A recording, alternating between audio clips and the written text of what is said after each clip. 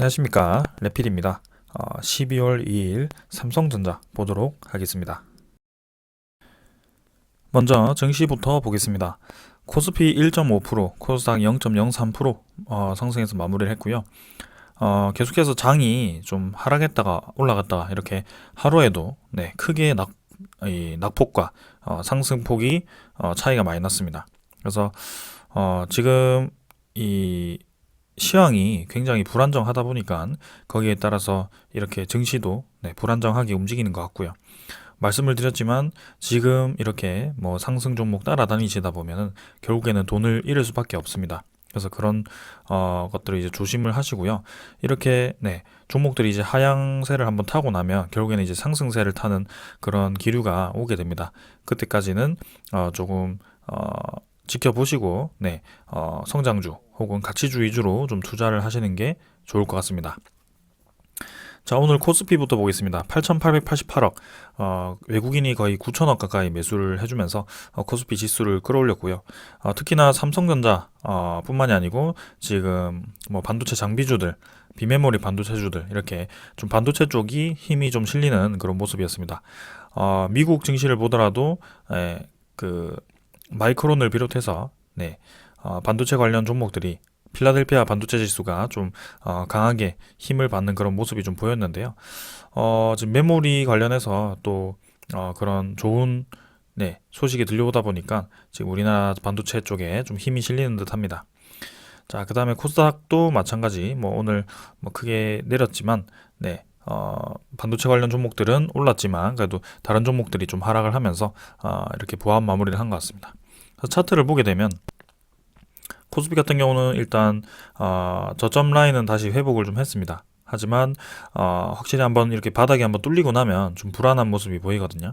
그래서 지금 코로나 소식에 하루에도 이렇게 왔다 갔다 하는 장이다 보니까 반도체 종목 위주로 좀 올랐긴 하더라도 코로나가 혹시라도 엄청나게 심해지고 또 오미크론에 대한 그 증세가 좀 심각해진다면 다시 한번 증시도 떨어질 수밖에 없는 그런 상황입니다. 그래서 아직까지는 속단하기보다는 계속해서 지켜보는 과정이 맞다라고 보여지고요. 이 주가가 이제 하락을 할 때 보면은 한번 반등을 줍니다. 그리고 다시 떨어지기 때문에 이런 과정들을 좀 천천히 지켜보는 게 좋습니다. 그래서 섣불리 지금 바닥을 속단할 때는 아니라고 생각을 합니다.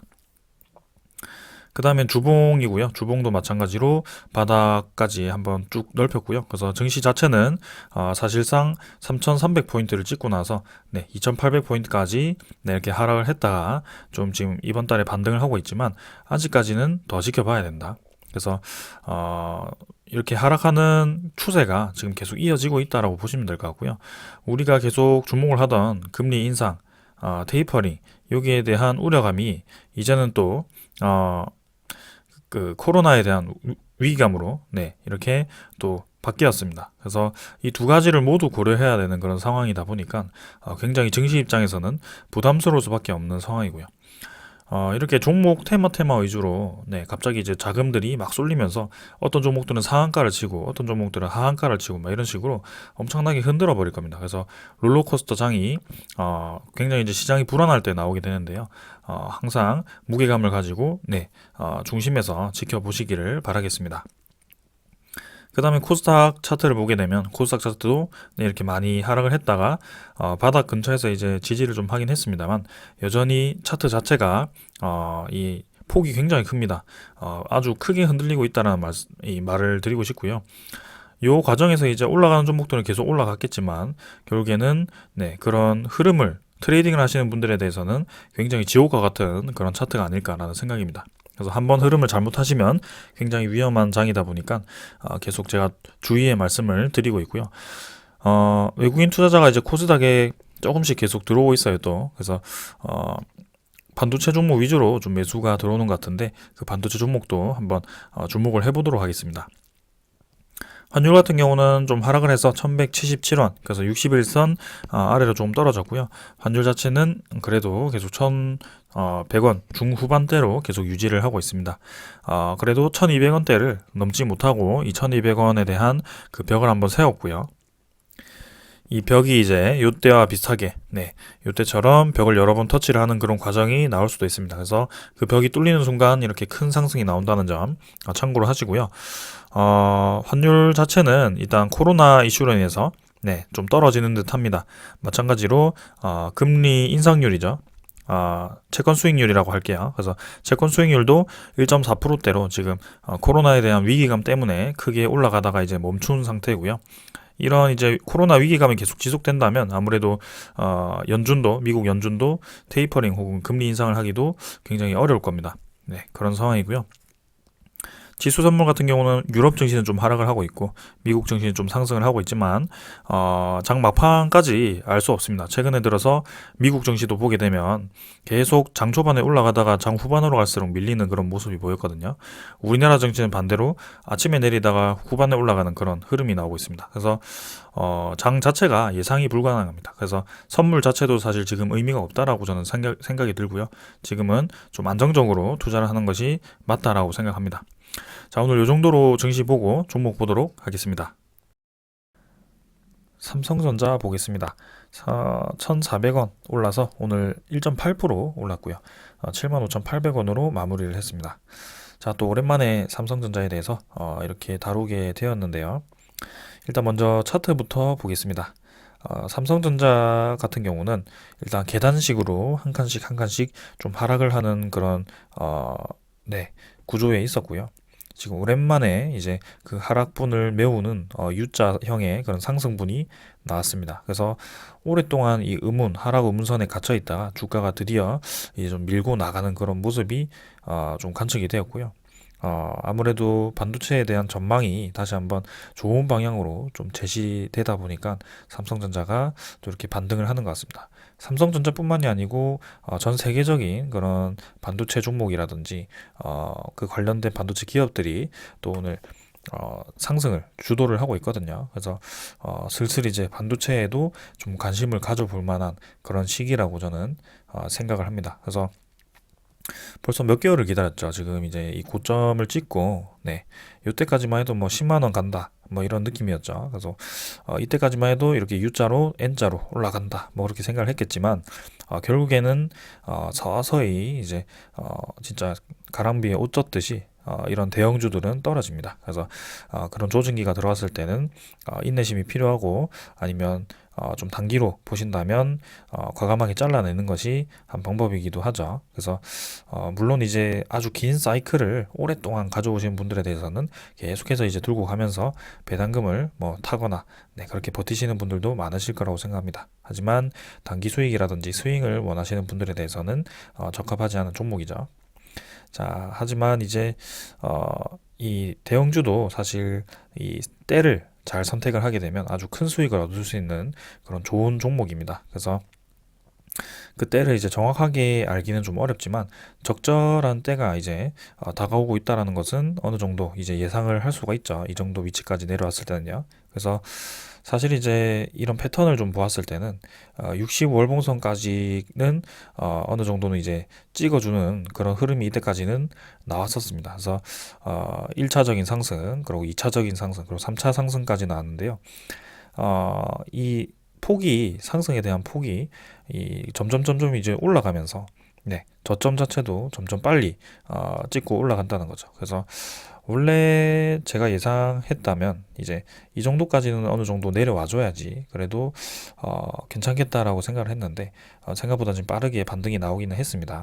그래서 지금 당장 삼성전자가 저점을 찍고 반등을 하나 아니면은 조금 더 지켜봐야 되나 그렇게 고민을 좀 많이 하실 겁니다. 그래서 거기에 대해서 오늘 좀 말씀을 좀 드리려고 이렇게 다루게 되었고요. 일단 뭐 전체적으로 보았을 때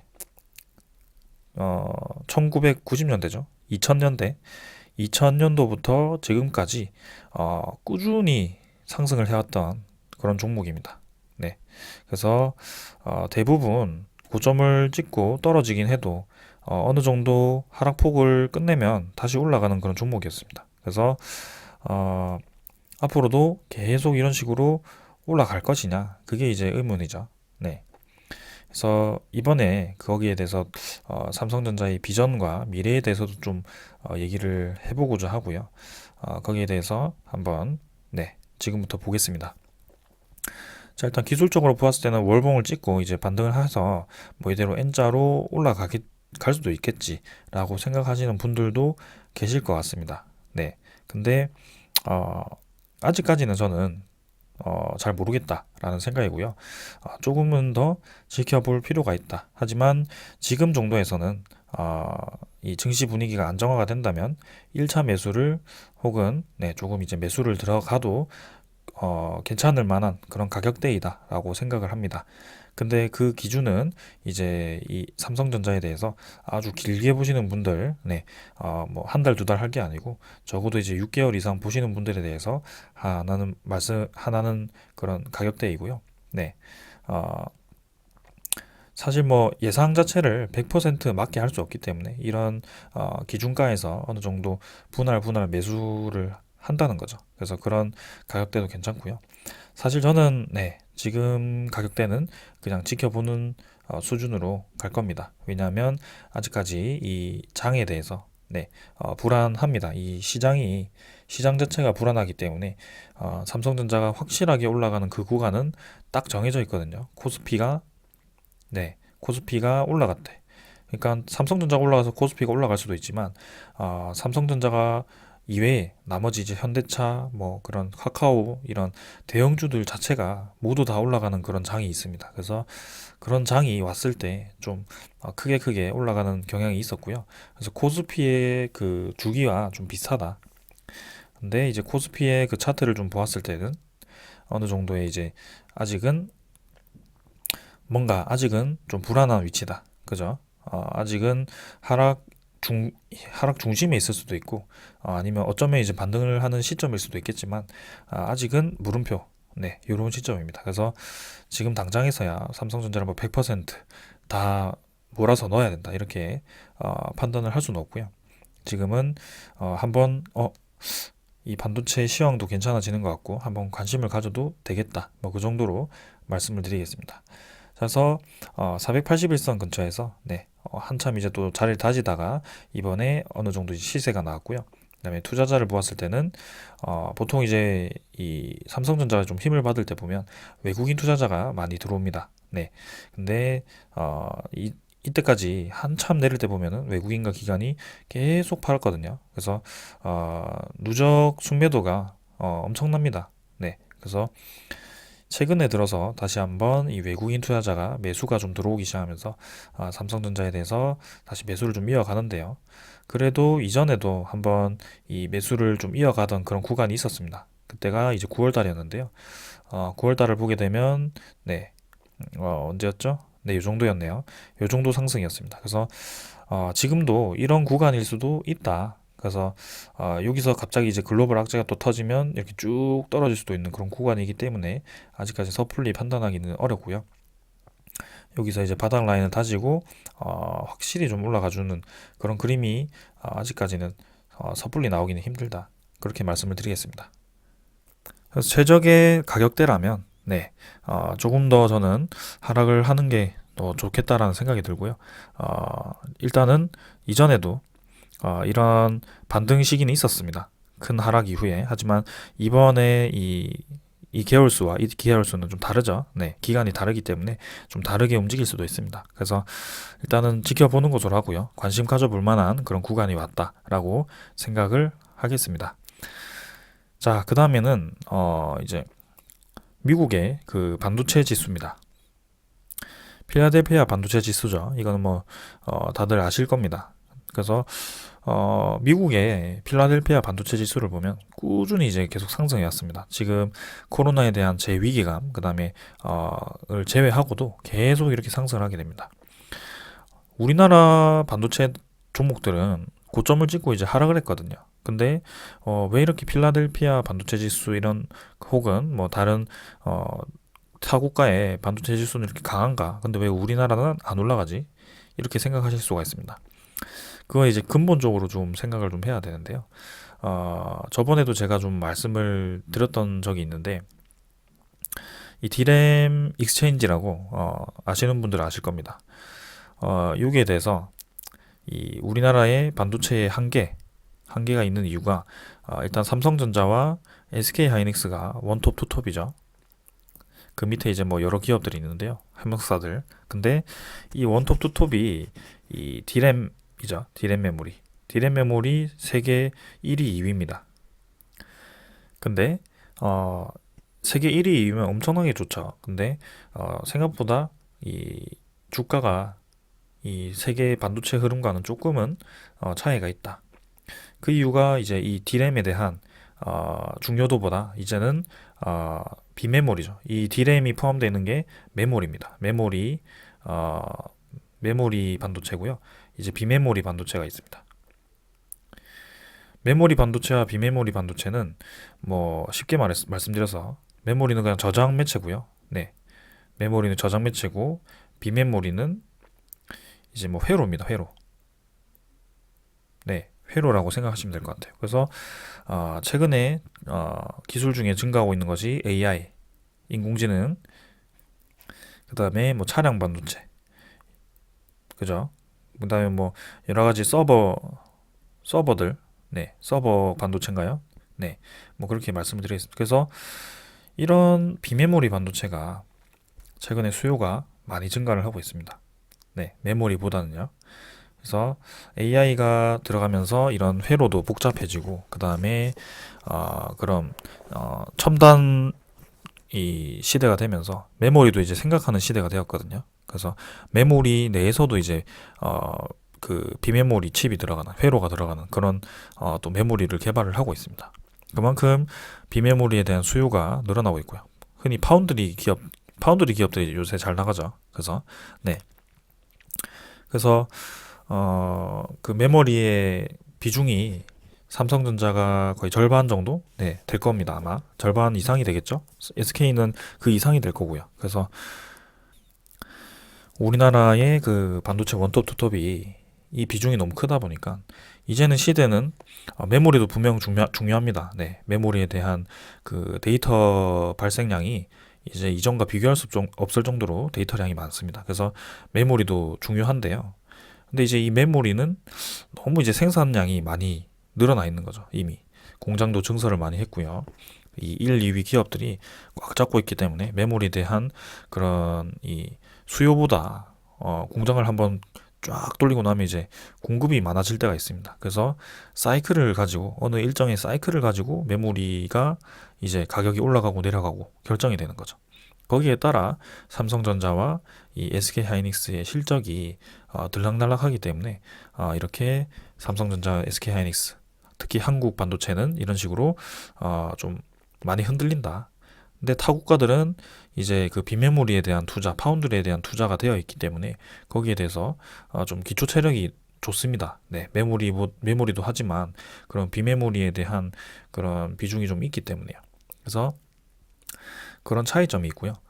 이번에 이제 SK 하이닉스 그 다음에 삼성전자가 이렇게 반등을 하는 이유는 메모리가 이제 메모리 반도체 DRAM 가격이 이렇게 쭉 떨어졌습니다. 근데 그게 이제 끝나고 다시 한번 이제 상승을 시작하는 구간에 들어왔고요. 그리고 전망 자체도 원래는 이제 올해 하반기부터 해가지고 내년까지 좀 이제 메모리 이 반도체에 대해서 수요가 줄어들고 공급량이 많아지면서 가격이 계속 떨어질 거다라는 예상이 있었습니다. 그래서 삼성전자가 좀 선제적으로 내린 이유도 그것 때문이었고요.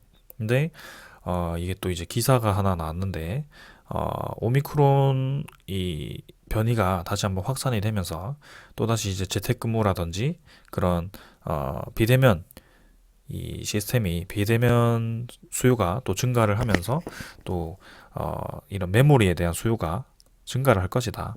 그렇게 이제 기사가 좀 나왔습니다. 그래서 좀 역설이죠. 오미크론 등장에 반도체가 이제 회복을 한다. 그래서 네, 여기 보시면 김양재 KTB 투자증권 연구원의 연구원은 특히 삼성전자에 대해 이익 기여도가 큰 메모리 업황 둔화로 이제 4분기부터 실적 하락세가 예상이 된다. 그러니까 이 얘기가 지금 나오는데요. 이미 삼성전자가 고점을 찍고 쭉 떨어지기 시작할 때부터 이걸 예상한 겁니다. 그래서 이런 큰 기업들은 선반영이 된다라는 얘기가 나오는 거예요. 이렇게 대기업들은요. 그래서 쭉쭉 이제 떨어지면서 실적은 계속 최대 실적이 나오는데 왜 자꾸 주가가 떨어지지 하는 게 향후 이제 6개월 정도를 지켜보고 이렇게 주가가 움직이기 때문입니다. 그러면 지금 이렇게 반등을 하려고 이제 자리를 잡고 꿈틀어 있는 이유가 다시 한번 향후 그 이제 하락세는 이제 다 반영이 되었고 그 이후에 대한 이 메모리 가격이 반등이 이제 기대가 된다라는 거죠. 그래서 메모리 반도체 업황 개선 기대가 커진 점도 두 회사의 주가를 밀어올리는 요소다.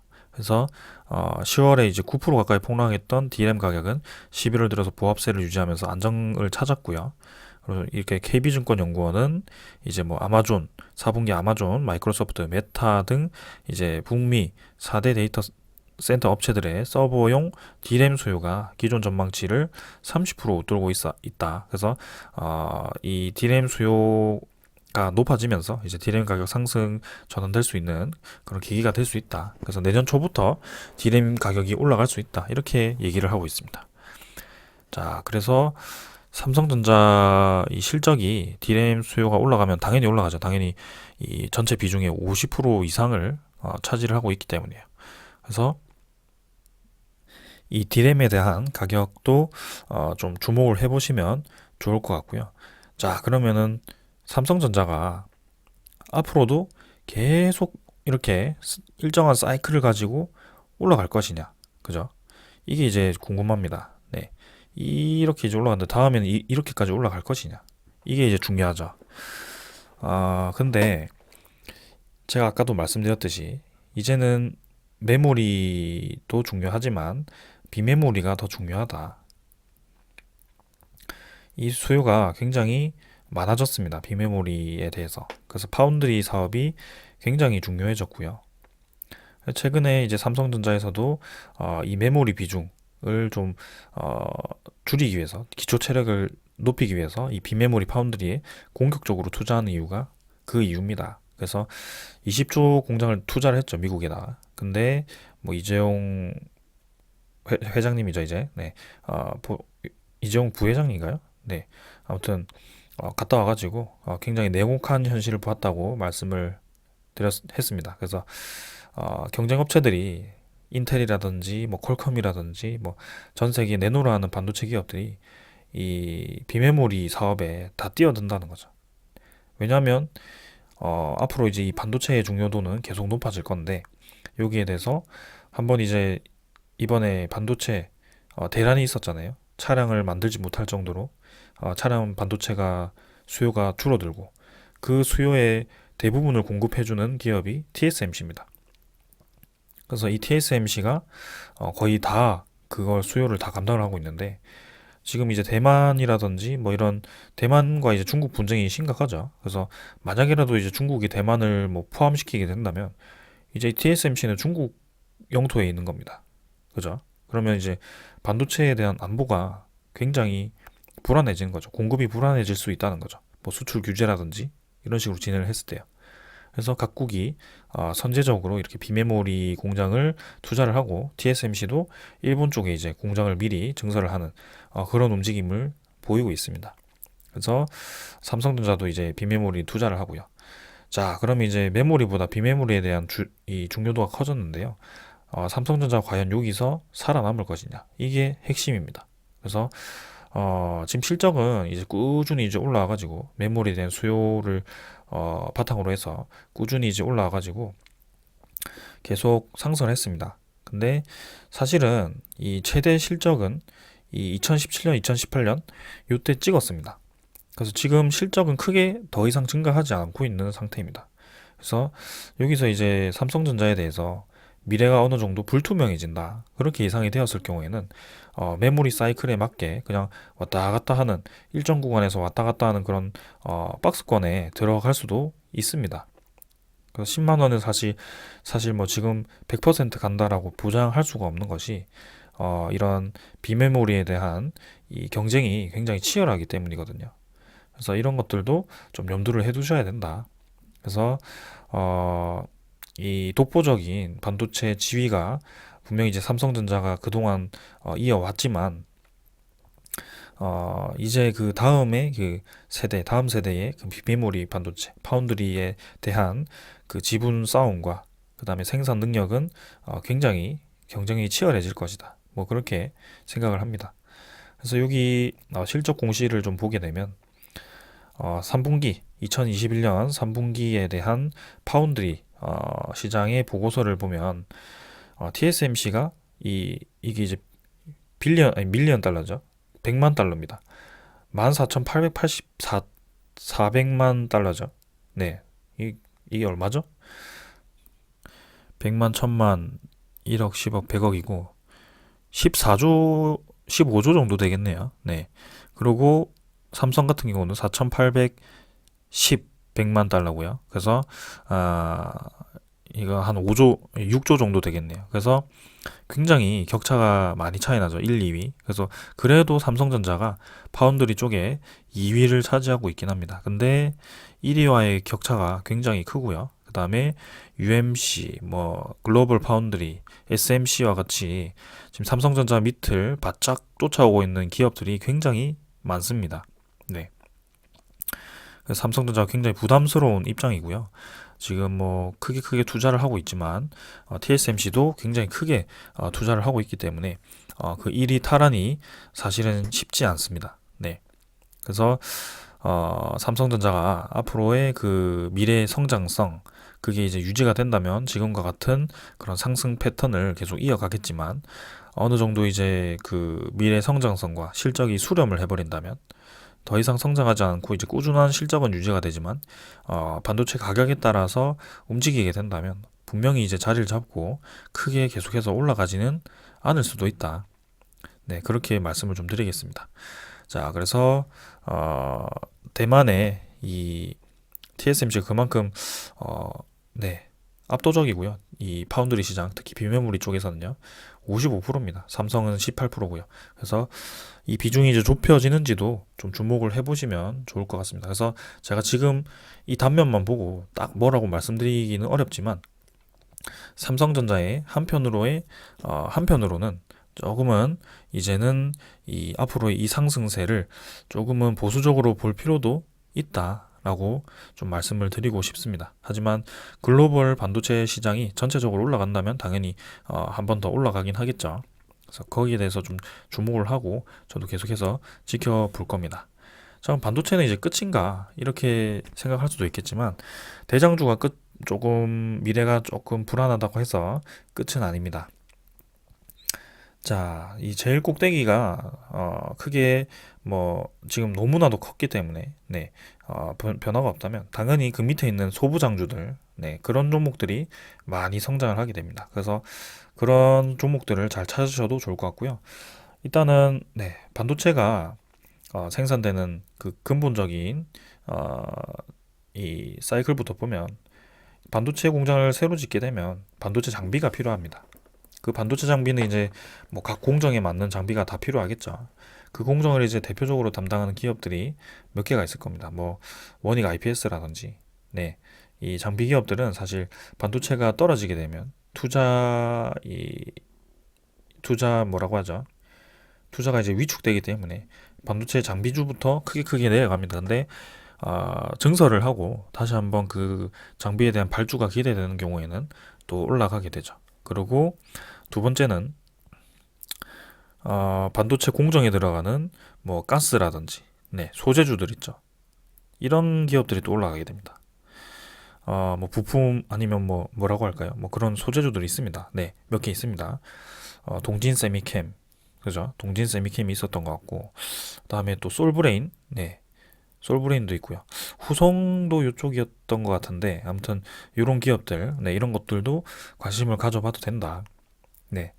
그 다음에는 뭐 세 번째 뭐 여기에는 뭐 원형 IPS 말고 유진테크 뭐 이런 것도 있겠죠. 그 다음에 뭐 해외 기업들밖에 기억이 안 납니다. 저는 뭐 국내 기업들은 좀 찾아봐야 될 것 같은데 그 다음에 세 번째는 이제 메모리보다도 뭐 비메모리 이쪽도 중요하고 파운드리 쪽이니까 파운드리 관련 기업들 그죠? 파운드리 관련 기업들 뭐 SFA 반도체 아니면 뭐가 있을까요? 뭐 네페스 네 넷패스는 사실 제가 재무를 좀 보니까 최근에 좋지 않아 가지고 조금 그렇긴 한데, 그래도 이 파운드리 시장이 성장한다라고 생각을 한다면 한번 다시 한번 좀 관심을 받지 않을까 뭐 그런 생각을 합니다.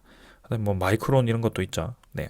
그런 기업들이 좀 있습니다. 그래서 반도체라고 해서 무조건 이제 대장주가 답이다라기보다도 이런 소재주들, 장비주들, 그다음에 마지막 패키징 기업들, 이런 기업들도 상당히 관심을 가져볼 만하다.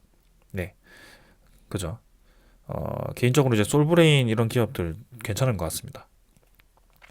자, 그래서 이제는 네, 이 코로나의 마지막이 될지 뭐 내년에도 계속 될지 모르겠는데, 반도체가 좀 사실은 조정을 꽤나 오래 받았습니다. 한 7, 8개월 정도. 근데 지금 장 분위기가 굉장히 변동성이 크기 때문에 지금 당장 반도체에 올인을 해라 이런 말씀을 드리는 것이 아니고, 어느 정도 반도체가 지금 때가 다가오고 있다. 네, 저점을 찍을 만큼 조금 내려갔고 관심을 가져볼 만하다.